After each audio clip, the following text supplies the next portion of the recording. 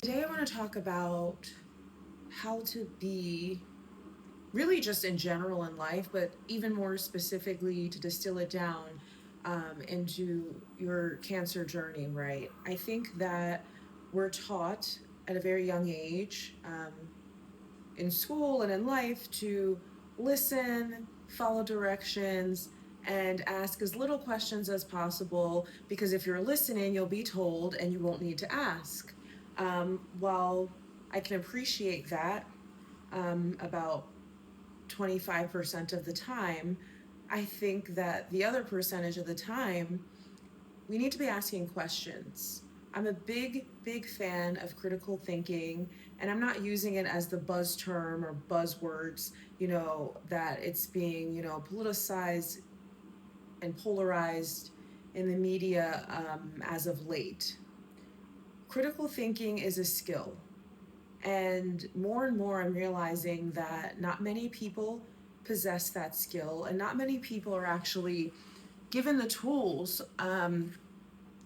to grow those skills, to learn what those skills are, and then how to implement them. And then when and if someone does, it is usually named combative or being aggressive or being defensive, which in some cases that very well may be true. But and then there's other cases where it's like, no, you're just actually experiencing someone using their brain and asking you questions. And some questions don't have answers, and some answers aren't that simple. And I just am a big fan of there always being a dialogue. You're allowed to ask questions, you're allowed to have conversations, even if the other side or other person doesn't want you to have the conversation, doesn't want you to ask those questions, don't have the answers, or afraid, or don't want to disclose the answers. So get that out of the way. So, how does this apply to cancer and your treatment journey?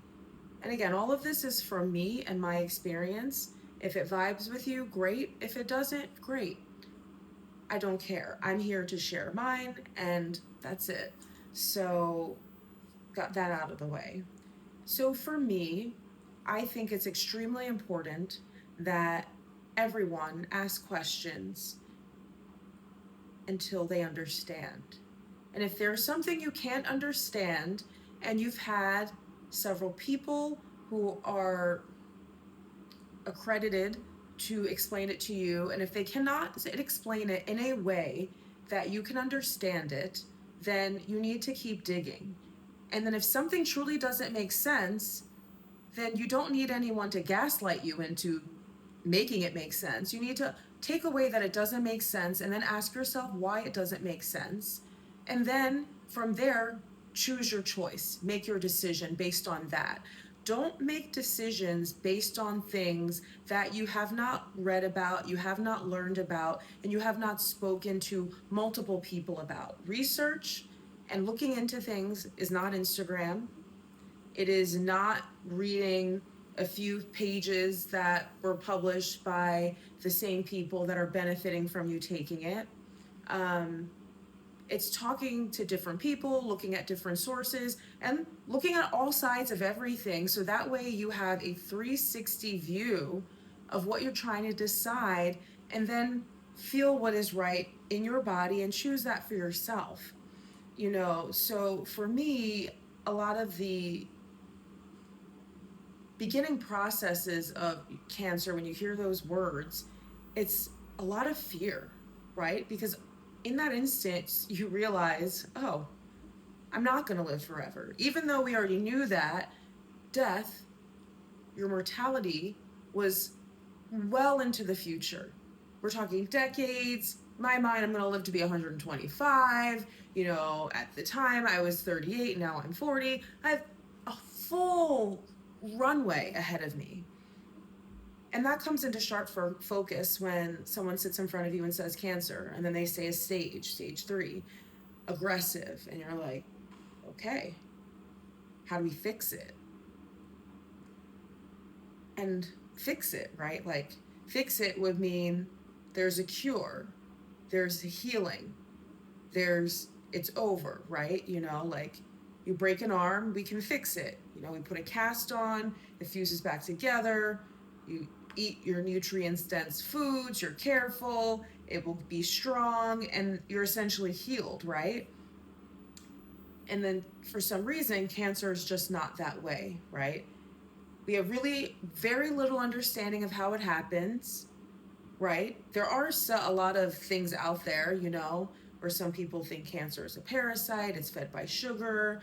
Some, people think it's energy and, just a lot of different things and toxins that we're not able to get out. So the body has just made it into a tumor. So there's many, many things. And I'm not going to go down all the rabbit holes. And I say rabbit holes because I don't want to ostracize anyone and make them want to turn this video off, because I think it's important to have this exchange that's happening. So, whatever you believe is fine and it's okay, and I'm not going to argue with you on that, right? I think you can see where maybe I lean based on my videos and my book and all of that, but I think it's extremely important to ask questions and to push and push and push and to ask why. And if your doctor gives you an attitude and it's coming from ego and it's kind of like a how dare you question me, to me that's a red flag, right? Because if you're going to propose injecting me with something that is deadly in and of itself under the guise of treatment and healing, I am most certainly, as are you, allowed to ask as many questions as I damn well please. And your answers should make sense. And if they don't make sense because you don't care for them to make sense, you yourself don't understand for them to make sense, or you've only just read the amount that you need to read to be able to answer the most basic of questions, I think that's a problem with the system, right? And no, I'm not a scientist. I didn't go to school for that, hence that's why there are other people that do those things, right? That's why there's a doctor. If we knew everything, then the system wouldn't be the system. So I think it's important as a patient and as an advocate, because you're going to be an advocate for yourself, before you go into each and every appointment, whether it be with your oncologist, your surgeon, plastics, whomever, take the time to write questions. And if you don't know the questions to ask because you're too overwhelmed, message me or reach out to someone in your network who has gone through it. And whereas everyone's experience is different, the basic core questions that anyone's walking into should all really be the same, right? You need to understand the dis-ease that is happening, that you're experiencing in your body right now. And you need to ask all the questions so you can have a comprehensive set of information to make the best decision that you can for you in that moment in time. And I say in that moment in time because in the future you may learn more and you would have been like, if I had that, I might not have done that, I might have chose that. It's okay. All I'm saying is we're making the right decisions that we can. We're doing the best that we can with what we have in the moment, in the present. So it's important to ask questions. And it's also important that those that are not experiencing the treatment take a back seat and be quiet and listen to the patient that's going through it, because they're the ones that have to endure in the moment and endure in the long term. For me, I've had a very blessed experience with my cancer. It was by no means a walk in the park, but others will share with me, and I see where things could have been way different, right? So everyone's experience is different. So the most important thing that I can say is to ask questions until you understand. And if you don't understand and they can't help you understand, that means something. At least it did to me. So if something doesn't make sense in my world, it doesn't make sense. And then I want to know why it doesn't make sense. I want to know why certain questions, the answers are not incentivized to find out. So for example, I wanted to know how many women who opted in to hormone therapy stayed the course of 2 years, stayed the course of 5 years, stayed the course of 5 years and beyond. And the reason I wanted to know was the hormone therapy was given with the 5 to 10 years. And then, yet, when cancer was going on, I was being told that all cancer is different. But then, as I was talking to friends and people, we were all being treated the same. Yes, different chemotherapies, but as a whole, because standard of care is standard of care, and you can look it up, it was pretty much the same. So in my mind, I'm like, why is it that hormone therapy for women is only 5 to 10 years? Why is there no research that is done for women that do it for a year or 2 years or 3 years? You see what I'm saying? If everybody is different and every body and DNA is different, why this broad strokes? And that never set right with me. And you can use this line of thinking for any part of your journey, right?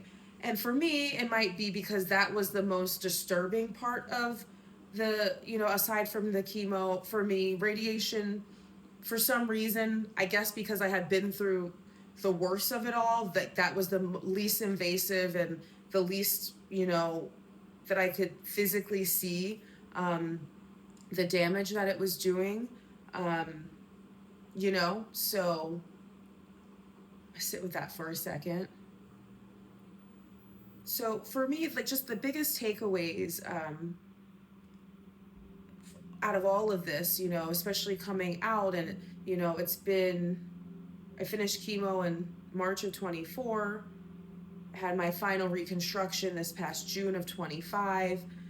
So it's just like I have moments where I've just waves. I posted about it on Instagram and LinkedIn this morning about just how, I'm so grateful and I'm so happy. But then I'll have moments of like, what the fuck?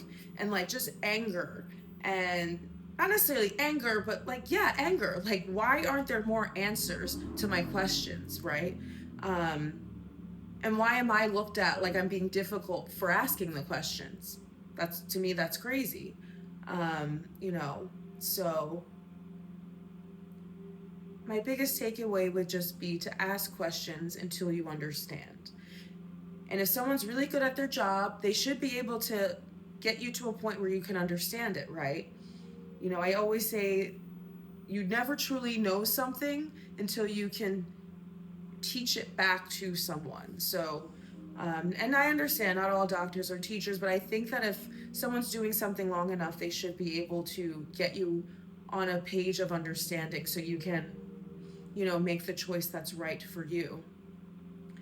And it's interesting because when everything's coming at you, it's coming at you fast. So a lot of decisions that are made are rooted in fear. Fear because we want to live. Fear because we have this life that we have prepared for, that we're living, that we want to continue to live, things that we haven't done yet, people, places, things that we haven't met yet. I was mourning the children that I don't have because I heard the words cancer, and that may never, that for many reasons may not be something that I get the privilege of carrying and birthing and raising, right? I still have very much faith that they are in my future and that they're waiting for me. But during the diagnosis, I had to reconcile that. During the diagnosis, when a lumpectomy turned into a mastectomy, I had to leave the country because I needed to be around no one. I needed to have no distractions, and I needed to sit with myself and come to terms with that is what my only option was, and that's what was going to be done. Someone who has never had one single medical thing ever. I had to prepare for major surgery, which thank God you're put under. So my whole thing was, well, I'm going to sleep, I'm taking a great nap, and whatever happens, happens, right? If I don't wake up, I'm never gonna know. So it's like all these fucked up things are going through your head as you're, preparing for this. Not to mention, I didn't have the capacity. I still don't even have the capacity to manage other people's feelings about what I was going through. So, a big proponent of why I chose not to share with many people and kept it a tight circle of my girlfriends and a few um, men that were in my life was because I didn't have the capacity to manage other people's feelings and emotions and stupidity, right? Of stupid comments and things, someone made the comment of, oh, you might have got it because you went to CrossFit. Like, who says that? And actually, not even who says that, who actually, like, thinks that. Like, you have to be an idiot to think that. And then you have to be even stupider to say it out of your mouth. So, that's a reason, I kind of taking a digression here to why, like, I would not necessarily share, with the masses. And now I'm open about it and I will answer questions. There's certain people I will not engage with because it's not worth my time, right? I'm not here to boil an ocean. I'm here to share my specific experience that I have lived, and no one will tell me about cancer. No one will tell me about chemo, radiation, surgery, hormone therapy. You know why? Because I lived it. I living it in reality. So therefore, I don't need, to hear certain people's opinions who aren't living it, never experienced it, right? So, and my purpose is to share, to help others feel seen, validated, and heard, and also so they can find their own path, right? Nothing I say or do is prescriptive. It's just we're trying to find our way, we're trying to figure it out. So I'll leave you with this. Question everything. And this should be, medically speaking, any time in your life where you're kind of like, I don't know about that. Question it. It's okay. You're allowed to question. You're allowed to demand to have conversations, even if the other side doesn't want to have it, even if it's uncomfortable for you or the other side. You are entitled and allowed to ask questions. So ask all the questions you want. To me, to anyone. But most certainly to the person that is leading you down a path. See if I have any other notes that I want to say here. Yeah.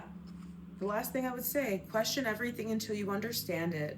And if you don't understand it, that should tell you something.